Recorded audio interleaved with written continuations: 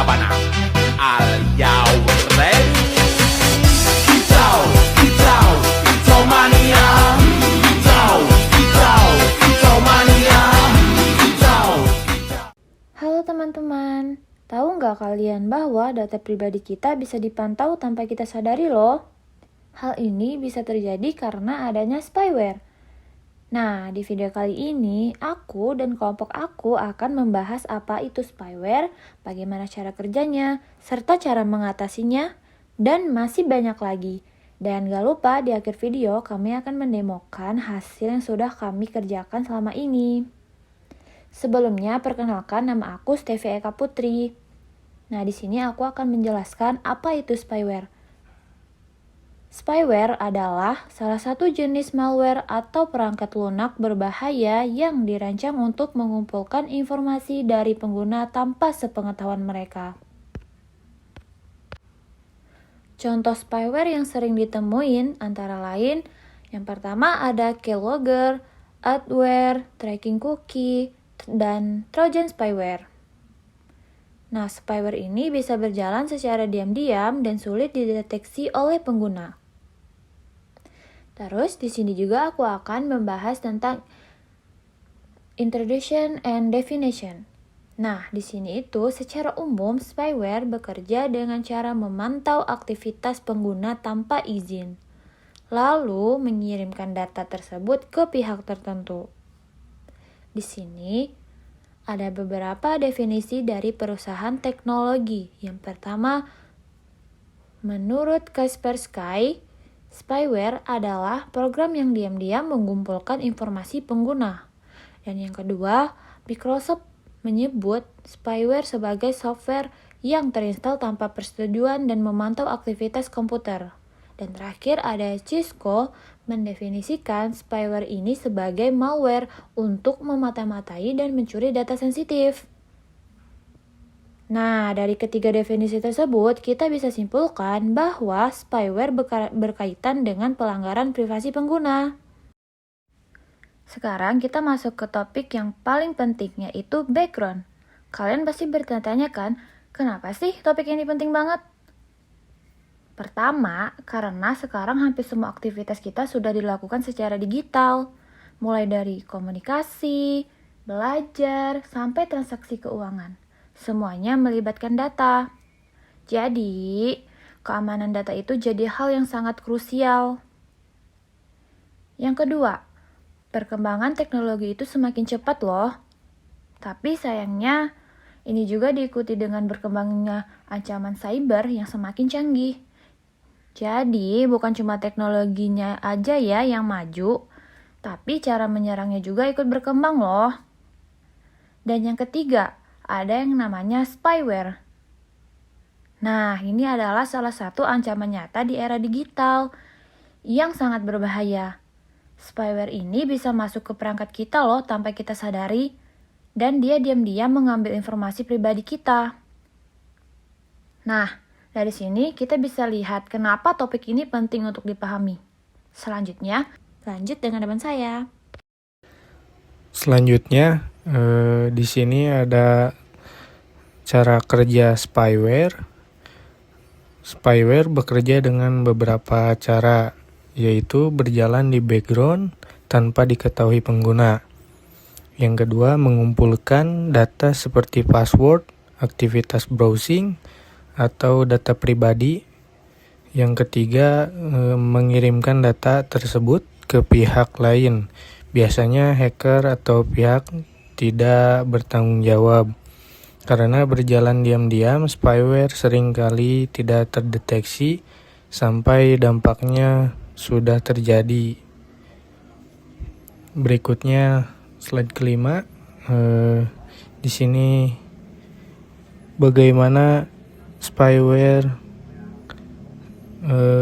dapat menyebar melalui berbagai cara, seperti mengunduh aplikasi gratis yang tidak terpercaya, menggunakan software bajakan, mengklik link berbahaya, atau melalui email phishing, iklan pop-up yang mencurigakan. Nah, oleh karena itu, kita harus berhati-hati saat mengakses atau mengunduh sesuatu dari internet. Di slide 6 membahas impact of spyware. Dampak spyware bisa sangat merugikan antara lain 1. Kebocoran data pribadi, 2. Akun diretas, 3. Kinerja komputer menjadi lambat, 4. Bahkan bisa menyebabkan kerugian finansial. Jadi spyware bukan hanya gangguan kecil tetapi bisa menjadi ancaman serius. Jadi di slide 7 itu membahas how to prevent spyware. Ada beberapa cara untuk mencegah spyware. Pertama, menginstal antivirus. Kedua, tidak sembarangan download aplikasi. Ketiga, menghindari link mencurigakan. Keempat, selalu update sistem operasi. Langkah-langkah ini penting untuk menjaga keamanan perangkat kita. Oke, sekarang kita langsung masuk aja ke demonya. Dikarenakan ini file virusnya, ini virus spyware-nya, lalu kita bisa coba menggunakan AXD untuk mengidentifikasi si virusnya. Kita bisa langsung masukkan aja. Oke, kita bisa langsung lihat di sebelah sini. Kita bisa langsung cari di sini. Yang pasti si virus itu akan terbuka secara normal. Lalu di sini ada bacaan this is program cannot be run in DOS mode. Lalu dia juga membuka menggunakan portable. Lalu di sini dia akan mengambil teks rdata, lalu data, lalu pdata. Di sini juga dia menginjeksi dari resource juga dan relog. Lalu kita di sini bisa kita cari exe. Nah, di sini program-program yang seringkali yang dieksekusi oleh si virus ini dari send message, yaitu hashnya ini 5365 dan seterusnya, lalu show windows, lalu get item, lalu set item tag, lalu enable windows, lalu set window text. Nah, ini semua fitur-fitur dari virusnya atau yang diserang oleh si virus ini. Kita bisa lihat di sini hexnya. Seperti open file, dia juga bisa open file, lalu dia juga bisa mengakses kamera. Kamera target atau kamera victim, kamera korban. Ini kita juga bisa langsung eksekusi aja si virusnya. Bisa kita silang, bisa sebutin dulu. Untuk si virus ini dia akan menghilangkan yang namanya Windows Defender terlebih dahulu, lalu dia masuk ke rootkit yang bisa dibilang tidak akan bisa terdeteksi di task manager. Tidak akan terdeteksi di task manager. Oke, kita bisa langsung eksekusi aja. Oke, untuk prosesnya kita bisa lihat di sini. Proses-prosesnya apa saja yang diserang. Nah, dari proses ini kita bisa melihat bahwasannya si virus ini sedang berjalan atau tidak.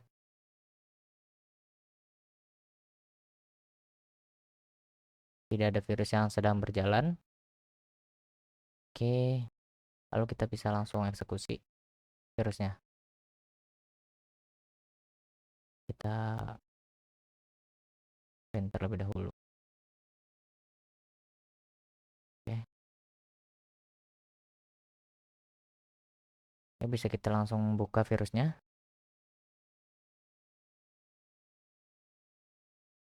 Terlihat normal, seperti membuka gambar. Lalu ketika kita membuka Windows Defender itu tidak akan bisa karena sudah dihapus oleh si virusnya.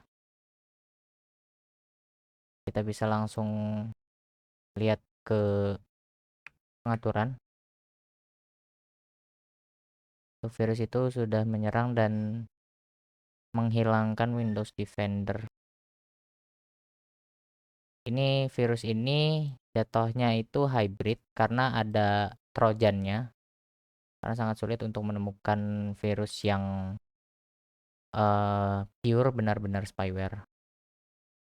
Kita bisa langsung masuk ke yang namanya privacy Windows Update and Security.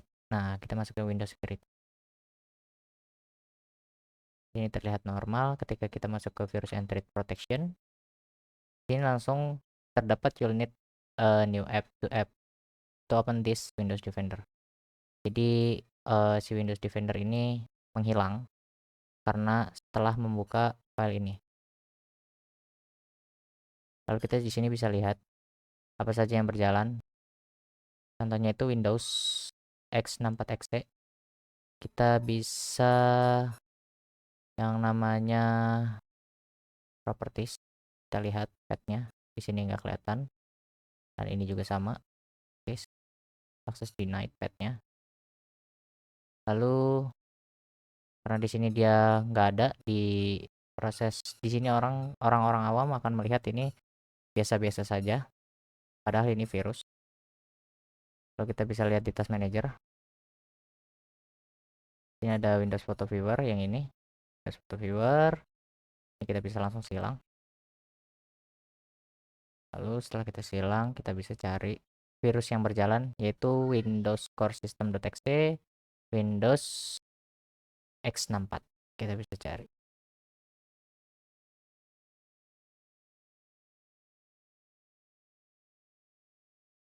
Di sini dia tidak terdeteksi. Oke, kita langsung masuk ke yang namanya pengeksekusian virusnya. Bagaimana virus itu bekerja. Di sini virus ini saya menggunakan Discord untuk panelnya. Kita bisa masuk. Saya juga punya ini aplikasi untuk melihat yang terdeteksi. Kebetulan ini yang terdeteksi dari Quasar.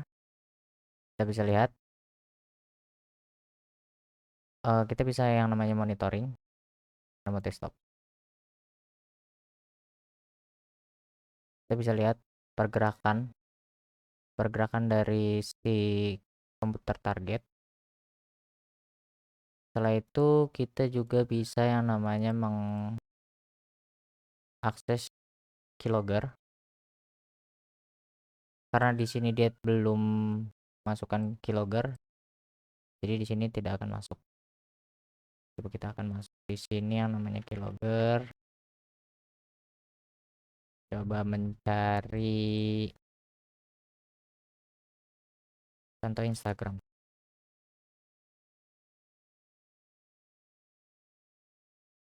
Kita silang dulu. Kita masukin Instagram.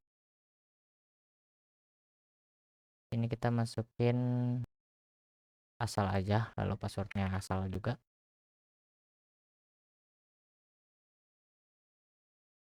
Save, kita save dulu. Karena ini nggak ada, gagal. Jadi di sini kita bisa lihat loggernya.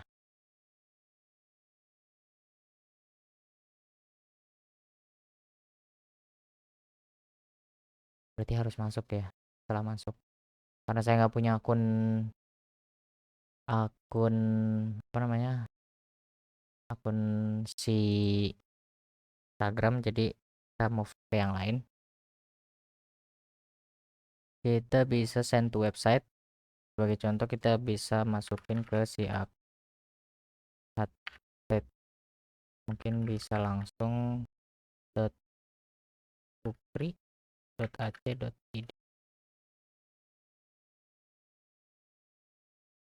Berarti harus pakai http. Send to website.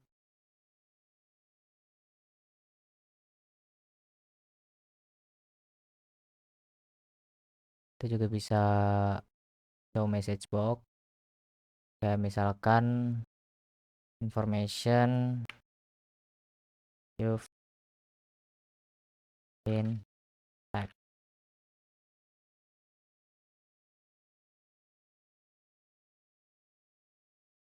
Oke, kalau kita send, dia akan terkirim. Kalau kita abort atau retry, setelah itu kita juga bisa yang namanya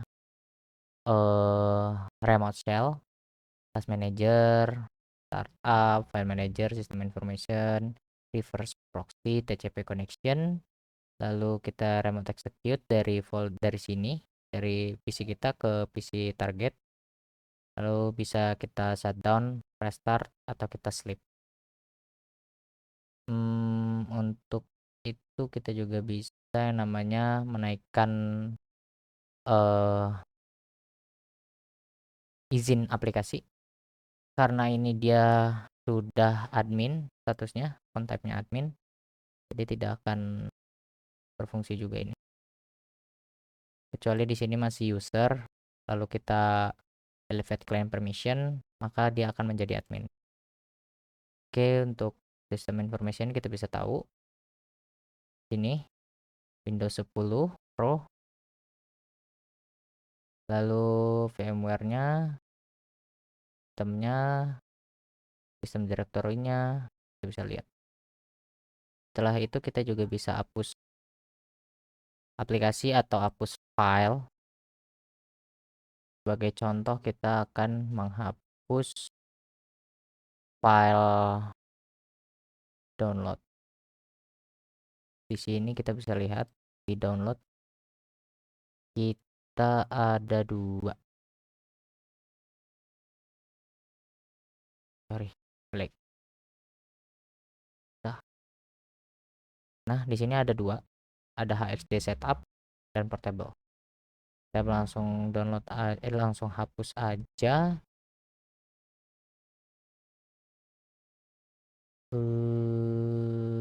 Di download. Kita download. Nah, karena di sini kita udah lihat, kalau kita close dulu atau dulu, lalu kita hapus yang namanya setup yang portable. Kita klik kanan, kita bisa download aplikasinya, kita bisa ambil dari korban, lalu kita bisa upload juga dari transfer, lalu kita langsung bisa execute, lalu kita bisa rename, kita delete, kita add startup, kita refresh. Sekarang kita delete aja. Oke, setelah kita delete di sini akan terdelete juga.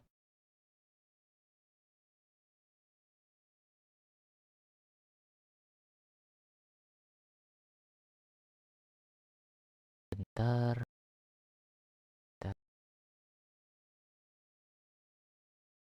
Nah, karena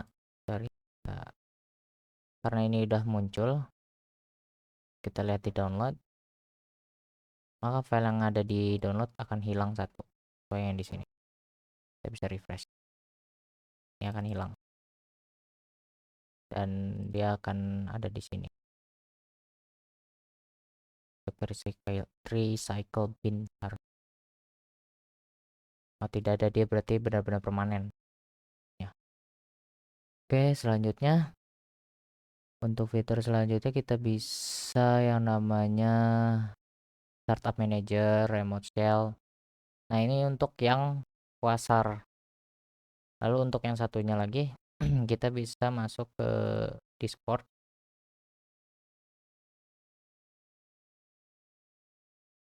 Nah, karena dia udah masuk ke panel Discord virusnya. Jadi virusnya akan mengirim sinyal ke panel Discord. Ini kalau connect, di sini akan kita eksekusi. Dari contoh kita bisa minta rootkit. Nah, rootkit ini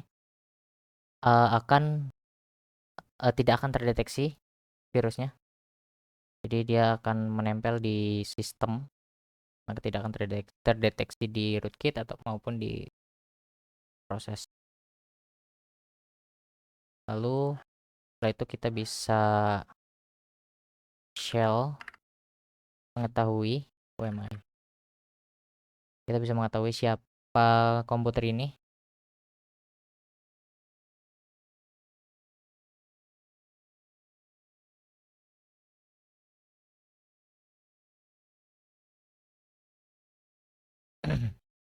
Ini terlihat jelas 123 132 sesuai sama ini adalah namanya 123 132. Oke, lanjut. Kita bisa yang namanya restart, lalu kita bisa get cams. Karena saya tidak menggunakan kamera, maka tidak ada kamera terdeteksi. Ketika ada terdeteksi, di sini akan memunculkan kamera 1 dan kamera 2. Dan untuk selanjutnya kita juga bisa memantau korban atau screenshot layar korban.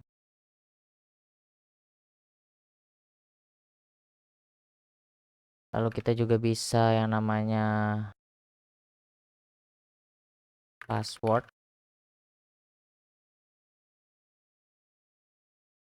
Karena belum ada password yang masuk, jadi di sini akan kosong. Lalu di sini juga bisa yang namanya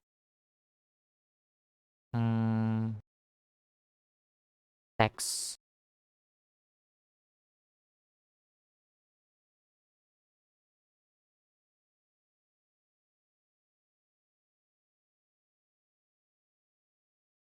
Ini akan muncul. Kan ini tidak diketahui namanya dari siapa. Akan muncul teks ini. Kita juga bisa mengirim suara, voice, text. Setelah itu, setelah fitur itu, dia juga bisa mengakses sistemnya. Jadi si sistemnya itu bisa kita restart, shutdown, maupun kita sleep. Karena ini virusnya itu bukan hanya spyware saja, tipenya hybrid, yaitu ada trojannya juga, trojan dan spyware. Maka di sini juga kita bisa menyerang. Kita bisa contohkan blue screen. Maka di sini akan blue screen.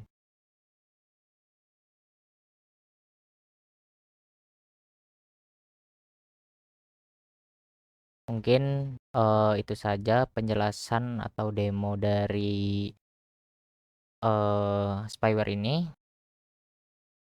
yang dimana spyware itu sangat berbahaya, dan hindari link-link yang tidak jelas, dan hindari aplikasi-aplikasi bajakan.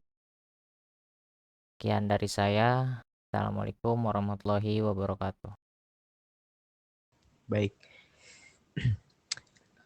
Sebagai kesimpulan dari keseluruhan presentasi yang telah disampaikan oleh rekan-rekan saya, yang dimana spyware itu merupakan salah satu bentuk ancaman cyber yang sangat berbahaya karena dapat bekerja secara diam-diam untuk memata-matai pengguna serta mencuri informasi pribadi tanpa disadari.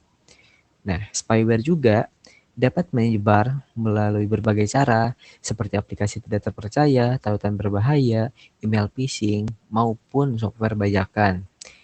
Dampak yang ditimbulkan pun cukup serius, mulai dari kebocoran data, akun diretas, penurunan kinerja perangkat, atau bahkan kerugian finansial.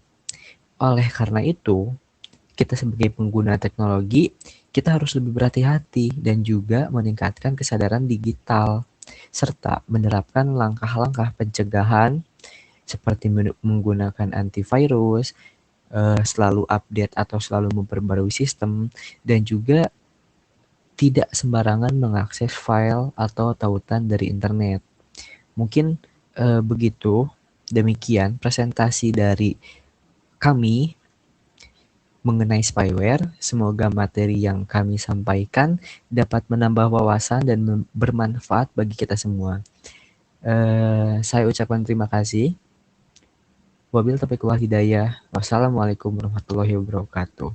Mohon maaf apabila ada kesalahan penyampaian dan juga penjelasan saya yang kurang baik, karena saya masih belajar, kami masih belajar, masih dalam tahap proses pembelajaran, jadi tolong dimaklumi. Sekian, terima kasih.